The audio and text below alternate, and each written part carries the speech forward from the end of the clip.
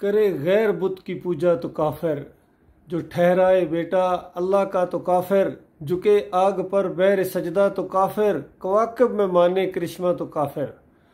मगर मोमनों पर कशादा है राहें, परस्तिश करें शौक से जिसकी चाहें, नबी को जो चाहें खुदा कर दिखाएं, इमामों का रुतबा नबी से बढ़ाएं, मज़ारों पर दिन रात नजरें चढ़ाएं, शहीदों से जा जा के मांगे दुआएं, न तौहीद में कुछ खलल इससे आए, न इस्लाम बिगड़े न ईमान जाए। वो दीन जिससे फैली तौहीद जहां में, हुआ जलवागर हक ज़मीनो ज़मा में, रहा शिरक बाकी न वहमो गुमा में, वो बदला गया आके हिंदुस्तान में, हमेशा से इस्लाम था जिस पे नाजा, वो दौलत भी खो बैठे आखिर मुसलमान। ये हाली साहब की नज़म थी, बड़ा ज़बरदस्त इसके अंदर मैसेज है और इन मुसलमानों की खूब खबर ली गई है। ये कलमा गो मुशरिक कि शिरक करते हैं और कलमा भी साथ पढ़ते हैं। जिस तरह अल्लाह ताला सूरह यूसुफ में 106 नंबर आयत में कहता है, व मा योमिनु अक्सरुहुम बिल्लाह इल्ला वहुम मुशरिकून, कि इन ईमान का दावा करने वालों की अक्सरियत का हाल ये है, अक्सरियत अजीम अक्सरियत इस तरह अल्लाह को मानती है, इल्ला वहुम मुशरिकून, होते मुशरिक हैं, शिरक भी करते हैं और ईमान का दावा भी करते हैं। और शुरू में भी, कुरान के शुरू में भी अल्लाह ताला ने कहा, व मिनन नास मन यकूलु आमन्ना बिल्लाहि व बिल यौमिल आखिर व मा हुम बिमुमिनीन, कि बेशुमार लोग हैं इंसानों में जो कहते हैं हम अल्लाह को मानते हैं, हम आखिरत को मानते हैं, और अल्लाह इनका जवाब देता है व मा हुम बिमुमिनीन, ये मोमिन नहीं है, नहीं मानने वाले हैं। और सूरह मुनाफिकून में भी इसी तरह का मजमून है कि वो लोग मुनाफिक आके कहते थे, लोगों सुनो, हम गवाही देते हैं कि ये जो मोहम्मद सल्लल्लाहु अलैहि वसल्लम है ये अल्लाह के रसूल हैं। इसका जवाब दिया अल्लाह ताला ने कि अल्लाह जानता है कि ये अल्लाह के रसूल है, और अल्लाह ये भी जानता है कि तुम बेईमानो खालिस काफिर हो। तो अल्लाह के बंदो गौर करो, ये सिर्फ जुबान से निकले हुए चंद अल्फाज नहीं है कि ला इलाहा इल्लल्लाह मुहम्मद रसूलुल्लाह, अल्लाह के अलावा कोई इलाह नहीं, मोहम्मद सल्लल्लाहु अलैहि वसल्लम अल्लाह के रसूल है, बस इतना कह दो मुसलमान हो जाओ जी। वो तुम्हें पता होना चाहिए अल्लाह क्या चीज़ है, कोई अल्लाह का वकार है दिल के अंदर, कोई मालूम है इलाह क्या चीज़ है। इलाह का तर्जुमा इन्होंने फौरन माबूद कर दिया, एक अरबी के लफ्ज़ से निकाल कर दूसरे अरबी के लफ्ज़ के अंदर कि अल्लाह के अलावा कोई माबूद नहीं। आज किसी से पूछो अल्लाह के अलावा कोई माबूद है, वो कहेगा हरगिज़ नहीं। और कहा जाए अल्लाह के अलावा कोई दाता है, फौरन सोचों में पड़ जाएंगे कि हाँ कहीं है, बाटी वाला है। और अल्लाह के अलावा कोई मुश्किल कशा है, हाँ जी है, वो अली रज़ी अल्लाह मुश्किल कशा है जी। फिर पूछो अल्लाह के अलावा कोई इलाह है, वो कहेगा हरगिज़ नहीं। वो अल्लाह के अलावा कोई माबूद है, कहेगा हरगिज़ नहीं। कहाँ जा रहे हो? वो 11वीं शरीफ का ख़त्म है, वहाँ 11वीं खाने जा रहा हूँ। 12वीं खा के आया और 11वीं खाने जा रहा है, चादर चढ़ा के आया और सलाम करने जा रहा है। वो तुम्हारा कलमा ख़त्म हो चुका है, तुम्हारे कलमे के अंदर शिरक आ चुका है। इसी तरह मोहम्मद सल्लल्लाहु अलैहि वसल्लम की पैरवी करने की बजाय, उनको अपना लीडर और आइडियल मानने की बजाय, अगर तुमने ये दूसरे सियासी लीडर अपने आइडियल बना लिए हैं, ये मजहबी ठेकेदार इनको अपना आइडियल बना लिया है, आंखें बंद करके इनकी बातों को मानते हैं, जो कुछ ये कहते हैं तुम समझते हो यही कुरान हदीस है। और वो कुरान हदीस नहीं है, पहले कुरान हदीस को खुद पढ़ो, फिर तुम्हें पता चलेगा कि ये तुम लोगों को कहाँ लेके जा रहे हैं। देखिए जिस तरह करेंसी होती है, किसी ने असली नोट देखा ही नहीं है, वो जैली को किस तरह पहचान सकेगा? तो असली नोट को देखने की कोशिश करो, फिर तुम जैली को खुद पहचानोगे। इसी तरह असली दीन को पहचानने की कोशिश करो। अगर पढ़े लिखे नहीं हो कोई बात नहीं है, ये जमीन और आसमान तो नजर आ रहा है ना, ये हवाओं का चलना, बारिशों का बरसना, ये समुद्रों के अंदर बड़ी बड़ी कश्तियों और बड़े बड़े पहाड़ों जैसे शिप्स का चलना, हवाओं में ये जो हवाई जहाज उड़ते हैं, ये नहीं देख रहे हो? और ये सारा निज़ाम क्या ये तौहीद की दावत दे रहा है या शिर्क की दावत दे रहा है? तो इसलिए गौर व फिक्र करो अल्लाह के बंदो। तो इस नज़म के अंदर यही कहा गया, इस मुसलमानों के ऊपर तंज की गई है कि जो दूसरे हैं ना, वो हिंदू और जो सिख हैं या वो जो दैरी हैं, वो शिर्क करेंगे तो वो काफिर हो जाएंगे। तुम जो मर्जी करो, तुम तो काफिर होते ही नहीं हो, जो मर्जी करो। हाँ, कोई दूसरा अगर अल्लाह का बेटा ठहराए, यहूदी या ईसाई अल्लाह का बेटा करार दे तो वो काफिर होंगे, और तुम अगर नबी अलैहिस्सलाम को अल्लाह के नूर का टुकड़ा करार दो तो तुम बिल्कुल मोमिन रहोगे, तुम्हें तुम्हारे ईमान में फर्क आएगा ही नहीं। हालांकि बिल्कुल एक ही चीज़ है, बेटा करार देना या नबी अलैहिस्सलाम को अल्लाह की ज़ात का टुकड़ा करार देना, और फिर पहले नबी अलैहिस्सलाम को नूर बनाते हैं, फिर अल्लाह को नूर बनाते हैं। हालांकि अल्लाह ताला सूरह अल अनाम की पहली आयत के अंदर कहता है कि अल्लाह ताला बड़ी बरकतों वाली ज़ात है जिसने नूर और अंधेरे को पैदा किया। वो नूर का खालिक है, वो खुद नूर का नहीं है, वो नूर का रब है। नूर उसकी एक मखलूक है, जिस तरह मिट्टी एक मखलूक है, पानी मखलूक है, आग मखलूक है। आग से, इसके शोले से जिन्नों को बनाया, मिट्टी से इंसान को बनाया, इसी तरह नूर से फरिश्तों को बनाया। नूर अल्लाह की मखलूक है, जिन्होंने पहले अल्लाह को नूर बनाया, फिर नबी अलैहिस्सलाम को नूर बनाया। हालांकि नूर कम तर मखलूक है, फरिश्तों को झुकाया था इस खाकी के आगे, तो इस खाकी को फजीलत दी अल्लाह ताला ने, लेकिन ये इस बात को समझने के लिए तैयार नहीं है।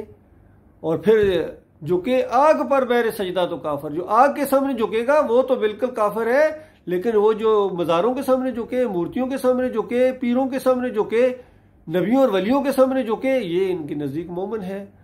और इसी तरह आगे कहा गया कि मगर मोमिनों पर कशादा रहे, ये इनका वसी है हल्का, जितना मर्जी शिर्क करे, कुफर करे, इनकार करें, जो मर्जी करें, ये इनके ऊपर कोई फर्क नहीं पड़ता है।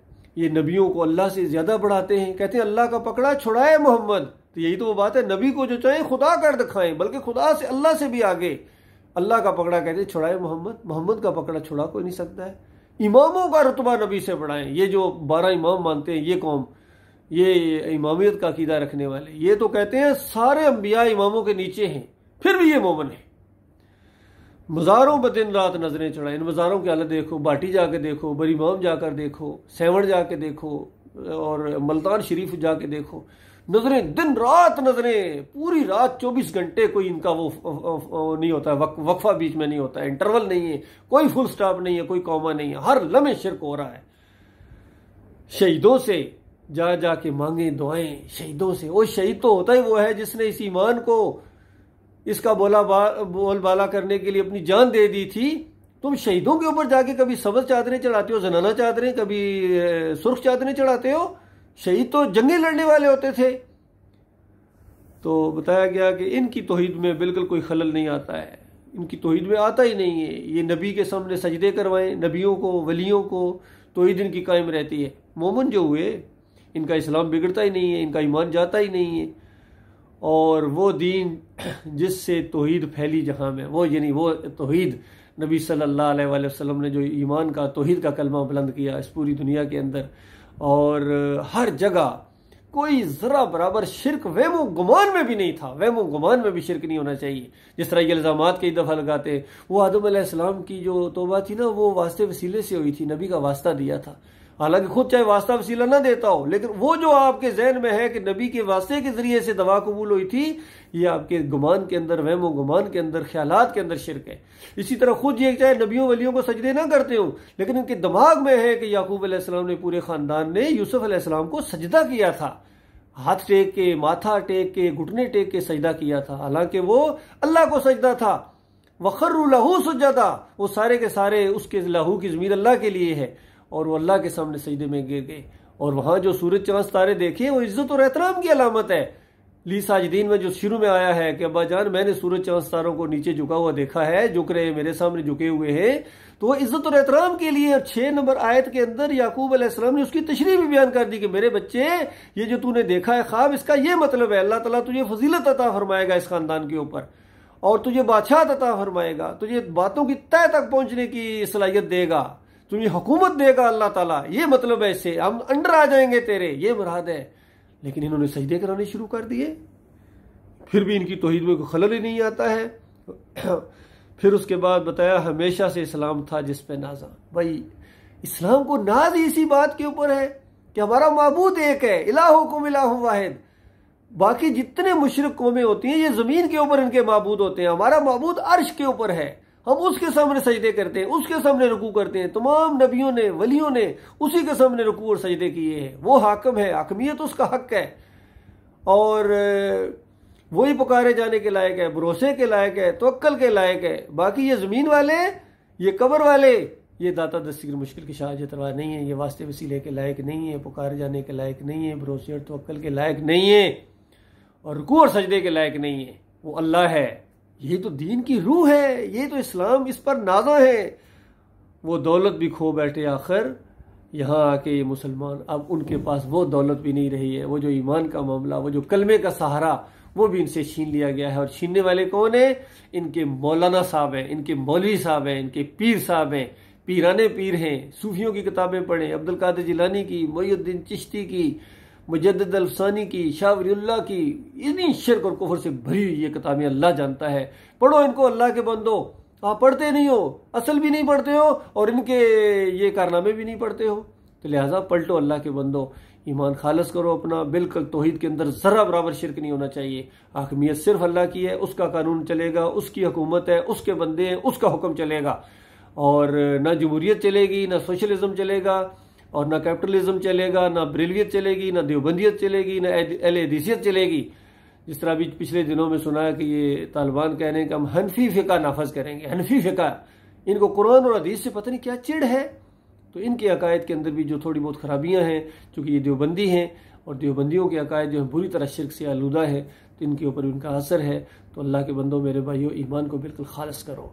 और खालस करने के बाद क्यों शर्म दामनगीर होती है ईमान का नाम लेते हुए, अल्लाह का नाम लेते हुए, तौहीद का नाम लेते हुए, जहाद का नाम लेते हुए, खिलाफत का नाम लेते हुए और सहाबाए किराम का नाम लेते हुए आपको शर्म महसूस होती है।